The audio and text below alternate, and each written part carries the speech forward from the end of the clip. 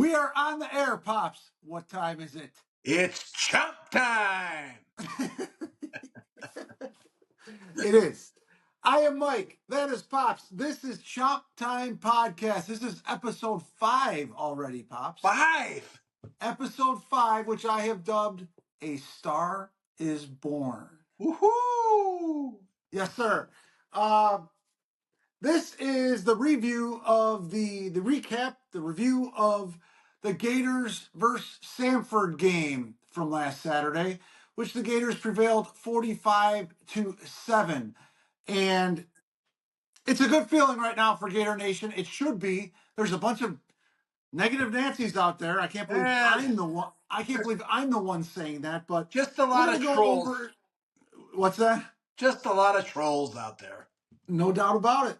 We're going to have 3 segments today. We're going to be just one. We're going to talk about the game. Number 2, we're going to talk about Gator Nation for a little while.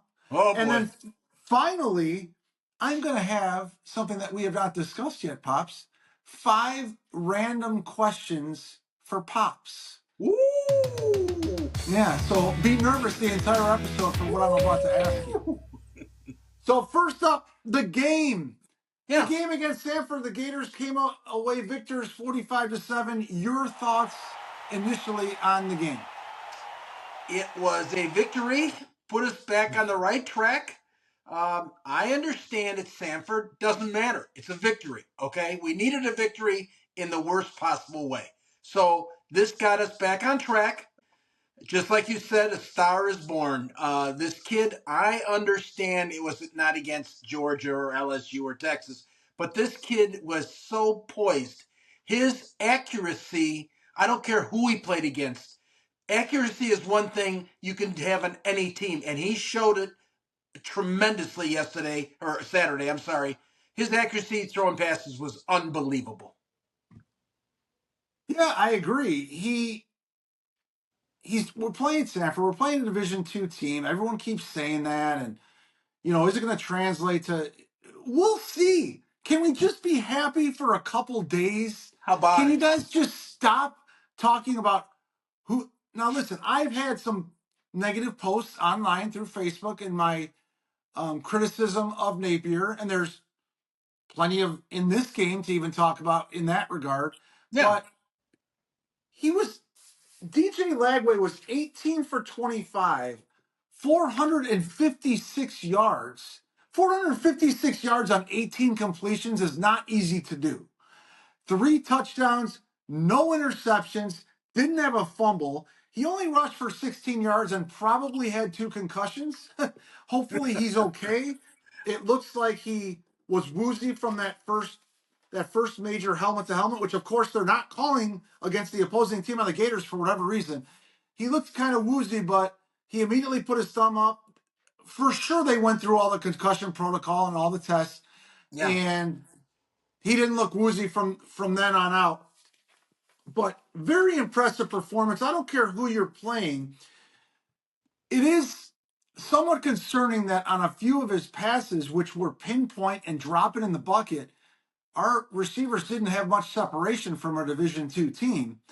That's a little concerning, but what isn't is how well he looked managing the offense. Making the check, he made a couple checks at the line. He made people move to the right positions at time. It looked like he had been in the system for a couple years Yeah. almost. Yeah. He looked the part, and I just kept thinking, throw after throw, or even when he just go to the line and make some calls, he just looks different. He's a different kind of dude. I think he might have that it factor. It certainly looked apparent to me. And he's a true freshman. Yeah. Yeah. I thought the same thing. I'm still concerned about some of the play calling that's going on. I don't know. I mean, I'm happy with the victory. Okay, there are a couple things out there. I mean, the same thing happened again. A touchback, a timeout. We get the team back out there up for the line of scrimmage, and he looks over and Napier's calling a timeout, and he goes like this: "It's my fault." I don't care if it's your fault, Napier. For God's sake, we just had a 3-minute timeout. What is the problem? Well, that was actually, I think that was more than a 3 minute timeout. I Yeah. think that was after the third quarter. Okay. I I don't think it was remember. after the third quarter, and we come back out. So third quarter, there's like 20, almost 20 minutes in between. And I think it was after the third quarter. And I will give some leniency to the following things. He is starting a true freshman quarterback. I don't care how great he is. It's his first start in a huge home stadium. We're not playing great talent, but we also, it's the first year where we had communication in the helmets.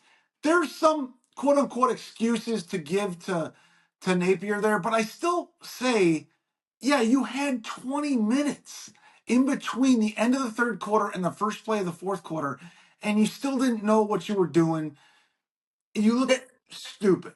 And we obviously, recapping the game, we obviously still don't know how to let up when we're gonna tackle a quarterback. We still have stupid penalties. I mean, it's ridiculous. I thought this team was going to be more disciplined than it is, but these penalties are not good. Well, we've seen it with Florida for 30 years. I mean, Yeah, we can deal with penalties and still win at the highest level. It, but we had so, 7 penalties for 77 yards. I mean, that's just it's listen. We're not playing the top caliber team. We're playing a Division II team, and we had 7 penalties for 77 yards. We can't go in next week against Texas A&M and have 7 penalties for 77 yards. to be honest, I was surprised that when we looked back at the game, the first game against Miami, we only had two penalties. They were, Both critical. yeah, they were critical penalties and stupid penalties and undisciplined penalties, but there was only two. Yeah, That was very encouraging. I was surprised we only had two. I wasn't surprised we had more penalties in this game. And the reason why, I think they were really shuffling in a ton of different players and personnel on both sides of the ball throughout the game, knowing that we were playing a lesser opponent. And we, even though we didn't start very quick on either side of the ball, we pretty much knew we had the game in hand. So when you have a bunch of different personnel going in and different groupings, and there's going to be that. So I'm trying to stay positive. I think it was a great yes, win. I yes, think, yes, I think it was a great win for all of Gator Nation. For those that are not completely looking for negative things all over the place, could we have played it better? Yes. We won 45-7 against a much lesser opponent, but we started a true freshman quarterback that was just throwing dimes all over the place, commanding the offense. We had our top running back score a couple times. We had our backup Ball looked good, even though he had a yeah, fumble at the goal line. Trey didn't even barely touch the ball in the first half, and somehow he ended up with 6 catches for 141 yards and a touchdown. yeah, Aiden Mizell, who is probably going to be our second or third receiver, had that one catch for 41 yards. That was contested for his first touchdown. Badger had 3 catches for 123. yep. I still say we got to get Boardingham involved more. He only Boardingham had only had, 2 passes for 16 yards. yeah. So a lot of positives to take out of it, regardless of who was on the other side of the ball. We needed a win. We had lost 6 games in a row. Right. I do think, regardless of who we played, we did not have any major defensive breakdowns. Zero after a week and a half of absolute abuse Yeah. online Yeah. from everybody. So that was impressive to me. And The other the I other thing like, I, is the other thing is we had a little bit of momentum, and we actually had some tempo. We actually had a little bit of tempo in the first and second quarter, and then we started blowing them away in the second half. But it was nice to see. I mean, I thought one of the comments that the announcer made was kind of interesting because this is a Division II team. Okay, they were talking about the in helmet sound from that the yeah, coaches they can have didn't have it. because they couldn't afford it. I thought, oh my, That was that was Yeah, interesting to me. yeah, I, yeah. I think that's a competitive disadvantage. I'm surprised that's even allowed. I agree So when 100%. I was so that was my point. Yeah, Yeah, so when one team is allowed, so either we should have provided yeah, them with helmet stuff, yeah. or we should have been allowed to use ours. That was, I You, still kind of baffled by if that. you know I what? assume it. I You know assume what? it's true. It's like when the microphones go off on one sideline, the other sideline has to take off their microphones. Yeah, That's the rule. And this was kind of like, well, I guess when you're paying somebody, who knows what we paid them to come in. I mean, Notre Dame paid over $1 million to have Northern Illinois come in. How'd that work yeah, out? no doubt. Yeah, for sure. And yeah, as far as the defense goes, the first quarter, both offense and defense looked a little. Napier made that stupid wildcat call on fourth down. Yeah. In there, I like him going for it. I just hated the call. He has our backup running back. Webb is fine. He's going to be good, but it's our backup running back in a I, wildcat, which I haven't. I'm not sure we run. you know what I You, thought? I guess. I thought one of the biggest points that you made online was pretty interesting, and I agree with you 1,000%.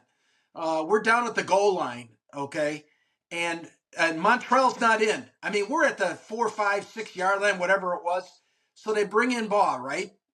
And your comment was, He didn't earn that carry yet. that's correct. Back in the day, Urban Meyer, guys like that, Mullen, Spurrier would say to the press, he has earned some touches today. His practice time over the week. Ball might have had an incredible practice week, but he was still listed as the third string running back. I don't think you've earned that. Now, at the time of that It was fumble, 7-0. it was only 7-0. This Yeah, is a must. We're playing I get it, but it's a must-win game. The correct. game is nowhere near in hand. This is a true freshman. We were, DJ Lagway, of course, is getting the start because of injury, because of talent, Yeah, whatever the case might be. But we have a stable of running backs, including Montreal Johnson, who's a all SEC preseason guy. correct. Webb is our definitely our second string, and you give him the carry. Ball. I like Ball a lot. He looks Yeah, I think he's fast. going to be very good.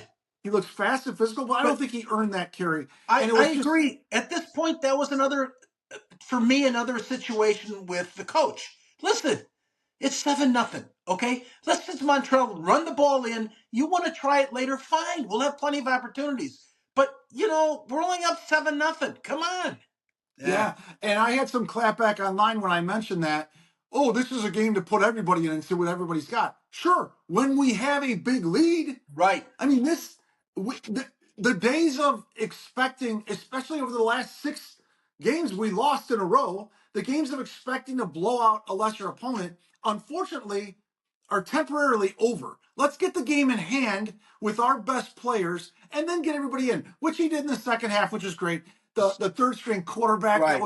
that was really fun. So here's the thing: we've played 2 games. And the first game we played, they could be in the playoffs. That's how good Miami is. And even Spurrier mentioned that guy should be on the list for the Heisman, their He quarterback. will be. He Yeah. will be. The thing is, we played a top 5 team, okay?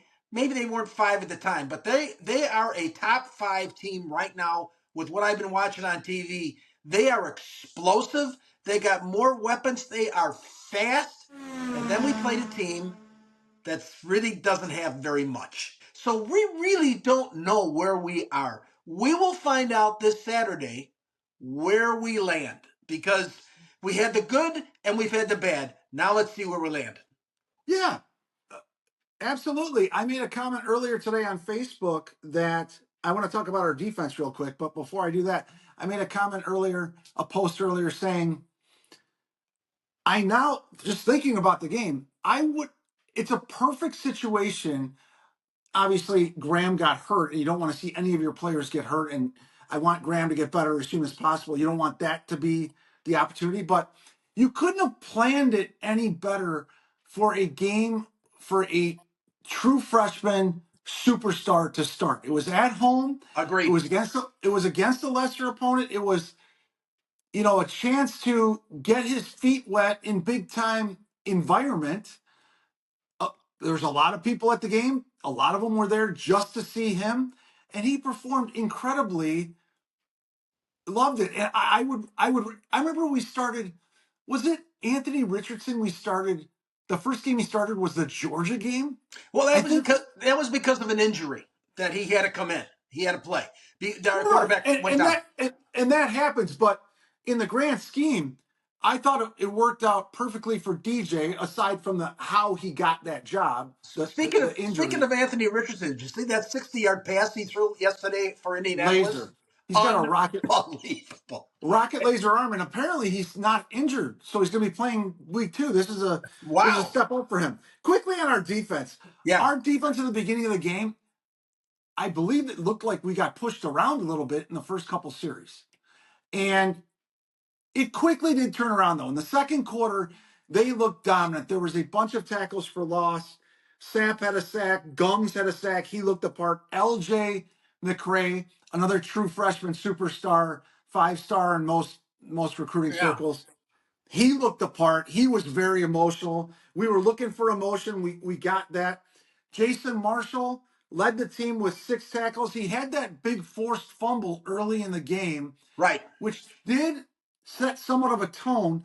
And then he had that 15-yard penalty, which I think led to their only touchdown, where he grabbed the guy, pulled him up, threw him down, and then he goes Yeah. like this. And then he goes palms up. Jay, You that's can't do been that. that's been a rule for at least 5 years. Yeah. You should know that rule. Ooh, what did I do? I am not a fan of him, but at least he's starting to play some ball. I was asking for sacks. I know it's Samford. I'll qualify again, but we got 4 sacks. Yeah. I was happy. I was happy we had 4 sacks against anybody.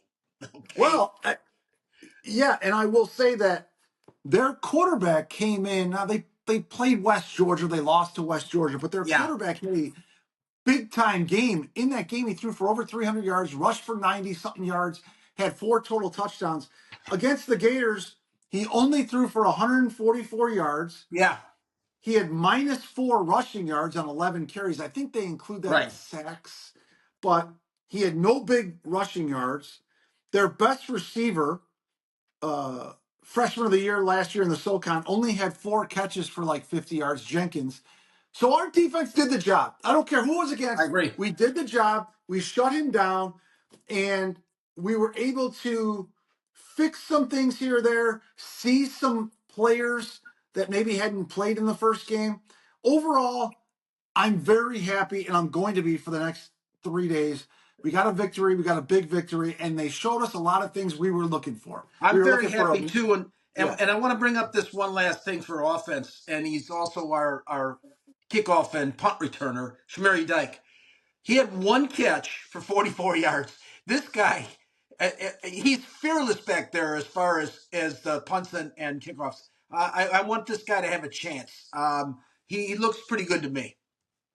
I like him a lot as a punt returner. He looked very decisive Yeah, on his yeah, fair catches. He did have a couple returns, and he looked very secure with the ball and yeah, very heady, very aware of what's going on. I like him as a punt returner a lot. So let's move on to segment 2. yeah, Um, just a couple of things I wanted to mention.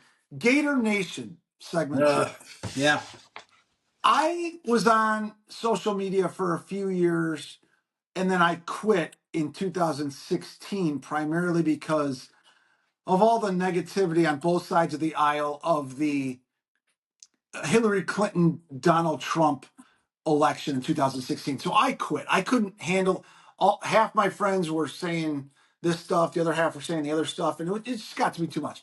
I quit social media for a good 7 years. Came back last fall at some point. yeah, My God, I assume that there's negative people for every program online. There's trolls everywhere online. There's keyboard warriors online. There's armchair quarterbacks everywhere, like me and you. But the negativity about every single thing we do is out of control. Yeah. If it's like that, it could be like that for every program. I feel like we are right at the top of the list for toxicity regarding our program and the comments we consistently make. I'm not saying be blind and hope beyond hope, hope against hope, but just negative, negative, negative all the time. This coming from me. Well, listen, you're absolutely right. I mean, you can't go online today, and it's not just the Gators, it's everything. And I try to stay off social media, and I was like you, I was off of everything for years and years. And then, we started this and had to get back on. But there's so much more negativity than there is positive. It's just everybody has to have their say. They have to rip on somebody. I don't know if that makes them feel good because they're out in back of a keyboard and they can say whatever they Right. want. Right. The whole thing, everybody's got fake accounts out there. So, Yeah. they do what they want to do. I try to stay away from that as much as possible. I do like the Gator Nation website. There are some trolls on there too, okay? But most times, people have been positive, especially after this victory. You're always going to have some, okay, we're still looking at a coach. No, we're not looking at a coach. And let's be honest, right now, this is Monday. We're doing this, and it'll be released tomorrow, right? That's how we do it. Tuesday. Yeah. Listen, people, okay? Mertz is going to start. Mertz is going to start against Texas A&M. The coach already said that there's plenty of times that he's going to get in there. That DJ is going to get in the game. Okay, let's just play it. He's the coach. Let's just play it. He's going to be there and make the decisions for as long as he's the head coach. Accept it. Let's move forward. It doesn't help Mertz at all for him to keep on seeing, and I hope he's not on social media, that they don't want him anymore. Thanks for your time, but we want the new guy. Hey, let's just let it play out. Yeah, let's let it play out. I don't know what's true anymore. Billy Napier might be smart enough to say things that make it look like Mertz is going to start, and he pulls a switcheroo with Lagway. I think both of them play. Yeah, There's going to yeah. be so we'll see what happens. All right. That's for Thursday's episode. The last thing on Gator Nation that I want to mention is I talked to you about it briefly after on Saturday after the game. I think we should really try and model ourselves after a school like Nebraska, who's had only one winning season in the last 8 Yes, sir. or something like that, and they still pack the stadium every single week. They have to have detractors and trolls online as well, saying fire their coach. They probably had people trying to fire Rule as well. I think he's a great college coach, but now you said they have a longer, more successful history than we do. Absolutely. Listen, So when I was growing up as a kid, Friday after Thanksgiving, everybody got to the TV and watched Oklahoma against Nebraska. That was for the Big 12 title every single year, like it is with Michigan and Ohio State. Those two teams fought it out. Tremendous coaches on both sides, tremendous athletes on both sides. The first time we played a national championship game, that it wasn't, well, that's what it was really called. We got destroyed yeah, by Nebraska. So they've been around a long time, and they're going through some tough times right now. They brought back their player quarterback Frost, who had a tremendous career with them. He yeah. just didn't make it. Okay, just didn't make it. So they had to make a change. It's hard to get rid of a former player that was a superstar and get rid of him as a coach, but they did, and that's what they've been. They're going to be successful now. They are. Well, I was very surprised to hear how many losing seasons they had in the last Yeah, 10, because yeah, every time I see a Nebraska game, they are stocked to the gills and they are loud in that yeah, stadium. yeah. Every single game I see them over the last 10 years. So it's I like what we got. We have a very passionate fan base. We're very demanding, which I'm okay with. Just let's not get crazy and try and fire a coach every single year. I agree. Like you said, what was Mullins' record?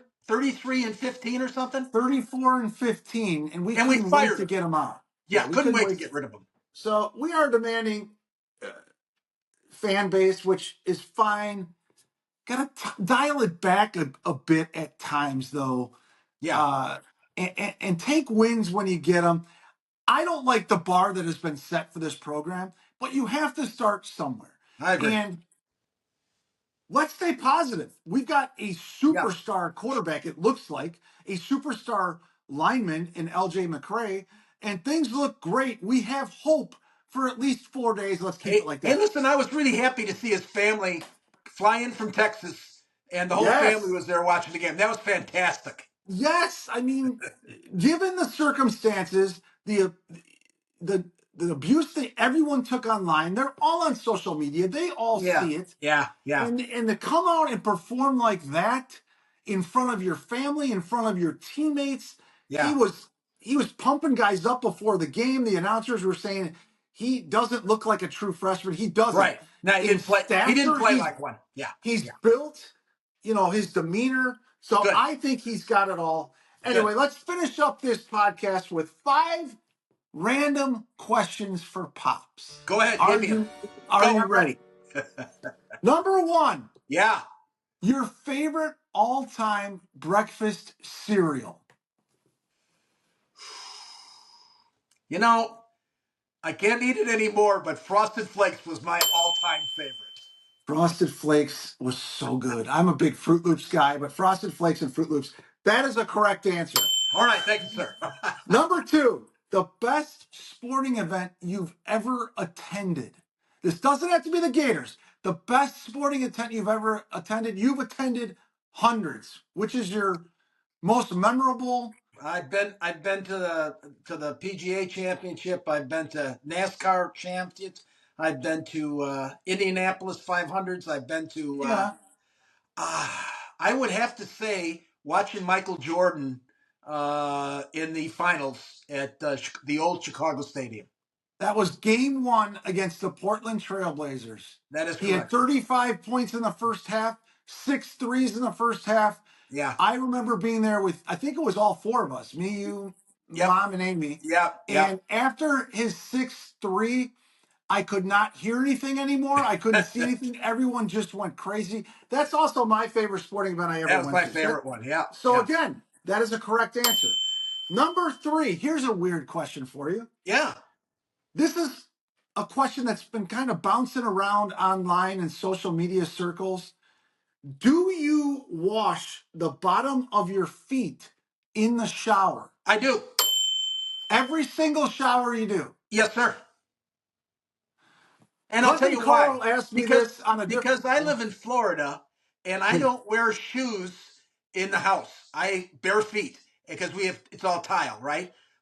So if I go outside and I forget to put my flip flops on or something, I wash the bottom of my feet every day.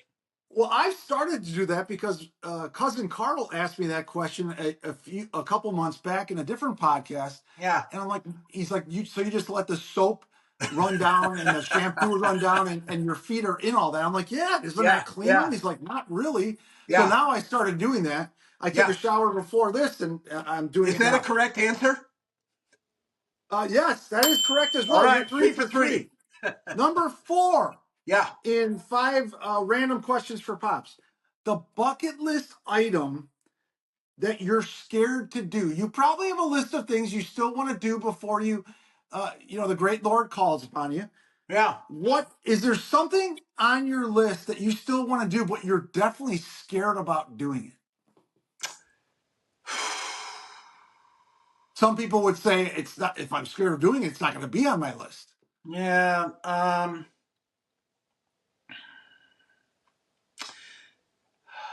Well, I'm not scared of that doing it, but on my bucket list, okay, I would love to go to a Super Bowl.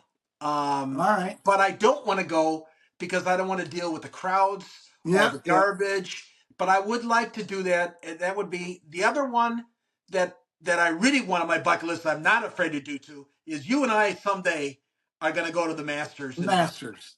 Yeah, We're going to the yeah, Masters. yeah, That's going yeah, to happen. I yeah. think it's going to be that. I think we're going to find a way to do it this All right, so spring. that's 4 for 4.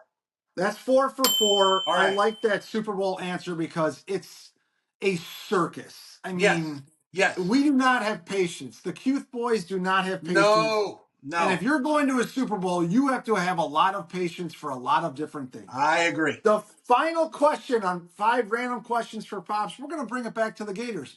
We've seen 2 games. You mentioned it earlier.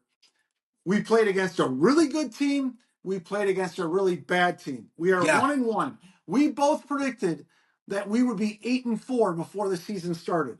What is your new, if any, prediction for our final record, the Gators' final record in 2024 after seeing the first 2 games? Let me qualify this by saying this. I will give you that answer next Tuesday. No, you have to answer it now. Unacceptable. That's a wrong answer. In post, there better be a couple buzzers All right right. there. So we played good and we played bad. We played the best. We played the worst. I would be thrilled. Okay, I hate to say this, but I would be thrilled if we were 5-7.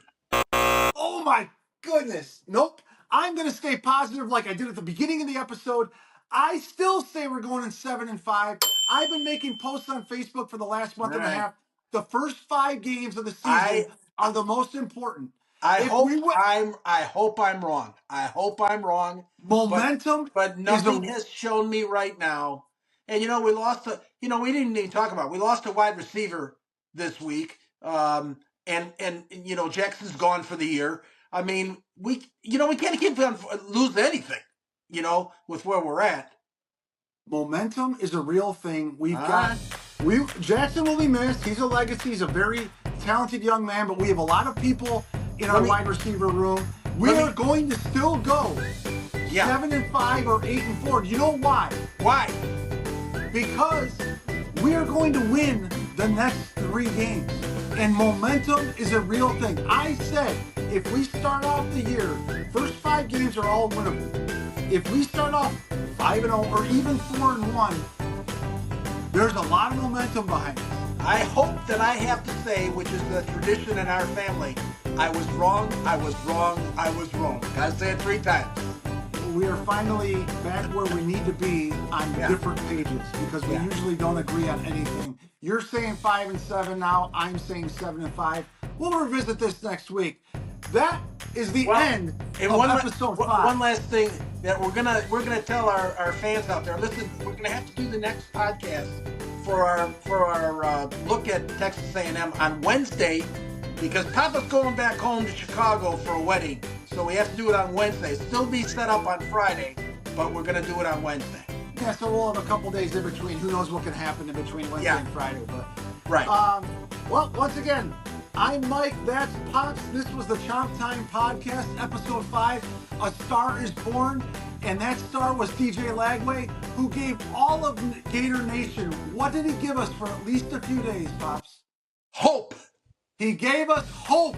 And in the movie Shawshank Redemption, hope is a wonderful thing. Until next time, Pops, Go! nice seeing you. Gators. Go Gators.